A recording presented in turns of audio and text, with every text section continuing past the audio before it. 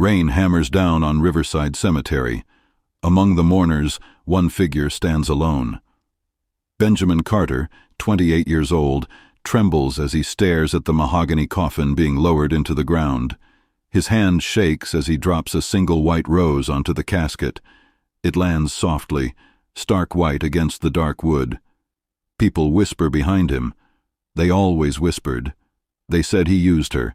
They said he married Clara Whitmore for her money, that he was a gold digger who preyed on a lonely old woman's heart. And maybe once, in the beginning, they were right. Maybe once, that was exactly who he was. But what they never knew was how deeply he would come to love her. How her kindness would shatter something inside him he thought was dead forever. And what she left behind for him would change everything. This is the story of Benjamin and Mrs. Clara Whitmore, a marriage built on greed that became something no one could have ever expected. Who was Clara Whitmore? To most people in Harborview, she was a retired school principal who lived alone in a beautiful Victorian house. But to Benjamin, at least at first, she was an opportunity, a way out. Why did this 28-year-old pursue a woman more than twice his age? What did he see when he looked at her across that church hall, and what truth did he discover too late, when the walls around his heart finally came crashing down? Stay with me. What you think you know about this story is only the beginning. Benjamin Carter was 28 but looked older. Life had aged him from the inside out. He was handsome with dark hair and a charming smile, but charm doesn't pay rent. He worked odd jobs around Harborview, painted houses, shoveled driveways, cleaned boats at the marina. It was never enough. His father had abandoned him at 9. His mother worked herself to death when he was 19. Benjamin drifted through life feeling cheated, like the world owed him something he could never name. Then, one October evening, he met Clara Whitmore at St. Andrew's Church during the weekly community meal. Clara was 72, elegant with silver hair, a retired principal who'd spent 40 years shaping young minds. Her husband Thomas had died 9 years earlier. Their daughter Margaret lived in Seattle and rarely called. Clara was lonely, wealthy, and Benjamin noticed everything. Clara approached him after the meal with leftovers, her voice warm and without pity. Benjamin saw the expensive watch on her wrist, the quality of her coat. He did some asking around. Retired principal. Widow, lives alone in that big house, comfortable, very comfortable. And just like that, Benjamin saw his way out. He didn't think of it as cruel. He thought of it as survival, as finally getting what life owed him. So he started visiting Clara more often, helping with groceries, fixing things around her house, making himself indispensable. Clara enjoyed his company. The house felt less empty with Benjamin there. She knew people talked, heard the whispers at church, but she chose to see the good in him. Her neighbor Judith warned her one afternoon, loud enough for Benjamin to hear, that young men don't spend time with older women without reasons, and those reasons aren't always pure. Clara responded calmly that Benjamin was her friend, and she didn't need protection from kindness. Before we dive deeper, let us know in the comments where you're watching from. We'd love to hear from you. And if you're new here, click on the subscribe button so you never miss any of our upcoming videos. Benjamin learned everything. She owned the house outright, had substantial investments. Her daughter barely called. It was perfect. One spring evening on Clara's porch, Benjamin made his move. He told her that spending time with her had changed him, made him see what was truly important. He asked if she'd ever consider letting their friendship become something more. Clara was silent for a long moment. Then she spoke quietly, saying she was an old woman and couldn't imagine why he'd want to tie himself to someone in the twilight of their years. Benjamin took her hand and said age was just a number, that she made him want to be a better man. It was a performance, but Clara wanted to believe it.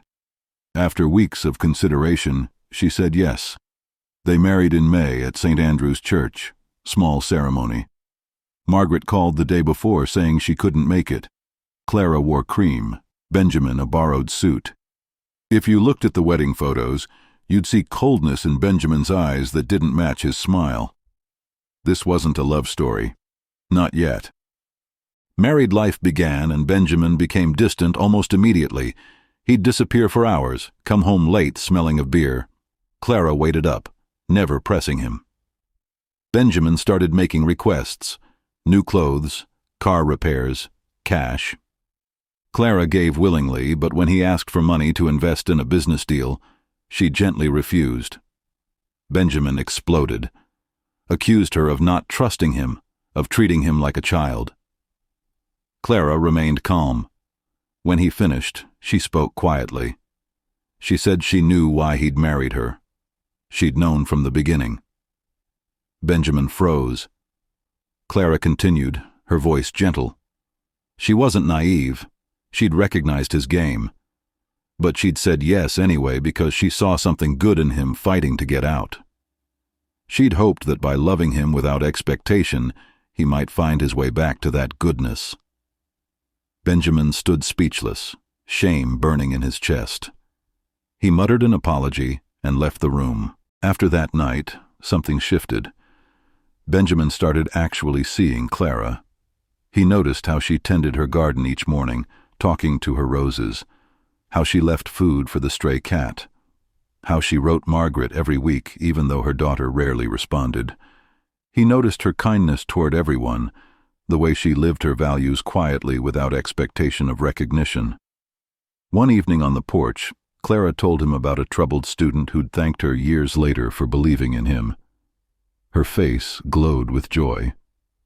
When she finished, she turned to Benjamin and said something that cracked him open.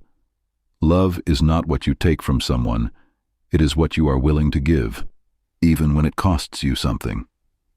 Benjamin reached over and took her hand, not from manipulation this time, but because he genuinely wanted the connection. The change happened gradually. He came home earlier, helped around the house without being asked, cooked dinner with Clara. They'd sit at the kitchen table with candles between them and talk about everything. Clara asked about his dreams, his fears, and she listened without judgment. Benjamin opened up about his mother, about feeling like a failure. Clara shared her own struggles, normalizing his pain. Through these conversations, Benjamin began seeing Clara as a person, complex and beautiful.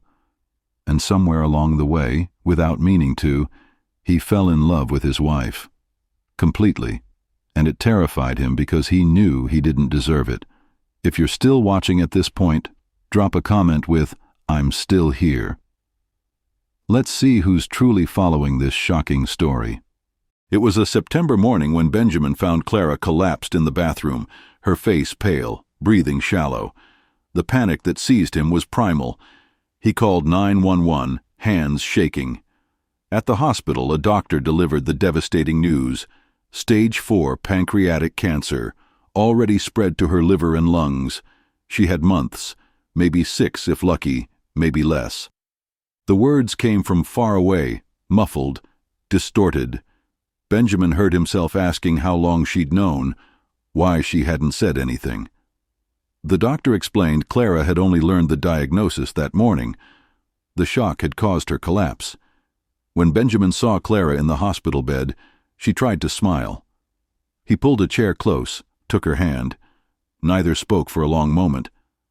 Finally, Clara apologized for scaring him. Benjamin shook his head, tears streaming down his face. He told her they'd fight this together, get the best doctors, try every treatment. Clara squeezed his hand and said she'd lived a full life and wasn't afraid of what came next. What worried her was leaving him behind. Benjamin broke completely. He buried his face in the hospital blanket and sobbed. He told her he wasn't ready, that he'd only just found her, only just learned how to love her properly. He begged her to stay, said he needed more time. Clara ran her fingers through his hair, so tender it made him cry harder. She said she'd seen him become the man she always believed he could be. She was proud of him. Those words were the most precious gift he'd ever received. Benjamin became Clara's full-time caregiver. He researched everything about pancreatic cancer, set up medication schedules, prepared special meals, turned the downstairs guest room into a comfortable space for her. Margaret finally came to visit. When she left, she pulled Benjamin aside and thanked him, said she'd judged him unfairly, and was grateful her mother wasn't alone. The months were the hardest of Benjamin's life, but also the most meaningful. On good days, they sat in the garden and Clara told stories. On bad days, when pain was too much, Benjamin held her hand and read aloud from her favorite books. One evening, about 5 months after the diagnosis, Clara had a moment of clarity. She took both Benjamin's hands and looked into his eyes. She said she'd known from the beginning why he'd pursued her.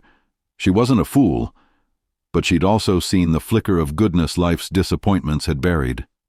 She'd married him because she believed love given freely had the power to change people. She said watching him transform had been one of the great joys of her final chapter. Tears streamed down Benjamin's face. Clara said there was nothing to forgive because love had done its work in both of them. He'd given her companionship. She'd given him the belief that he was worth saving. Clara died on a cold February morning. Benjamin was with her, holding her hand, whispering it was okay to let go. Her last words were barely a whisper. "Thank you." The funeral was packed. Benjamin sat numb in the front pew. After everyone left and the house was quiet, he sat alone and finally let himself break. He cried for everything. When the tears stopped, he felt something settle in their place. Purpose. A determination not to waste Clara's gift. 2 weeks later, Clara's attorney called Benjamin to her office for the reading of the will. The estate, all property and investments, had been left to charities. The house would be sold, proceeds donated to an education fund. Margaret received sentimental items. Benjamin listened without reaction. He felt nothing about the money because somewhere along the way, his motives had completely transformed. But then the attorney pulled out a sealed envelope with Benjamin's name and a small wooden box. Clara had left specific instructions. Benjamin opened the letter with shaking hands. Clara wrote that what she was leaving him was more valuable than money. It was a second chance.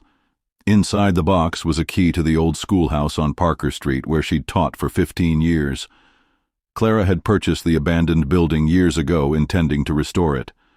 Now she was transferring ownership to Benjamin. She wanted him to do something good with it, to help others the way she'd helped him. The letter ended with words that would stay with Benjamin forever. Love doesn't ask us to be perfect.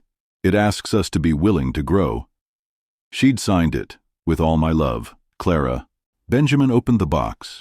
Inside was the brass key, the deed, and a photograph of young Clara surrounded by students, her face bright with joy. On the back she'd written, "This is who I was. Who will you become?" Benjamin wept openly. When he left the office, he drove straight to Parker Street.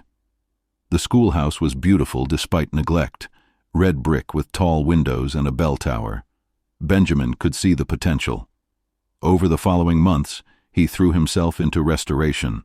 He used money he'd been hoarding and combined it with loans and grants. He hired contractors, but did much of the labor himself. Word spread and people showed up to help. Former students of Clara's came with donations. Local businesses contributed materials. Even Judith Reynolds showed up with sandwiches and an apology. The transformation took a year. When finished, the Clara Whitmore Community Center opened. Free meals 3 times a week, tutoring for students, job training for adults, a gathering space for the elderly. Benjamin hired staff, but remained deeply involved. He served meals, tutored kids, sat with lonely seniors who reminded him of Clara. One evening, 18 months after Clara's death, Benjamin locked up after a long day. It was the anniversary of their first meeting. As he stood on the front steps, he thought about who he'd been, broken and bitter, seeing Clara as a target. But she'd seen differently. She'd seen past the anger to the person he could become, and she'd loved that version into existence. Benjamin pulled out the photograph he kept in his wallet, Clara surrounded by students. He looked at her young face and felt her presence. He whispered into the darkness that he hoped she was proud, that he hoped he was becoming the man she believed he could be. The wind rustled through the trees, and Benjamin smiled through his tears. Clara had saved him, not with money but with love that expected nothing in return, And now he was paying it forward, one life at a time. So let me ask you something. Do you believe people can truly change? Can love really transform someone who started with the worst intentions? If someone gave you a second chance the way Clara gave Benjamin one, what would you do with it? Think about that. And if this story touched something in you, if it made you feel anything at all, let us know in the comments. Tell us what you felt. Tell us if you've ever been given a second chance, or if you've given one to someone else. Because these stories, they're not just about the people in them. They're about all of us, about the choices we make, about who we decide to become. And if you want to hear more stories that stay with you long after they end, stories about redemption and hope, and the power of love to change everything, hit that subscribe button. Because tomorrow, we're telling you about the widow who married a stranger at her husband's funeral, and what happened next will leave you speechless. Until then, remember this. It's never too late to become who you were meant to be.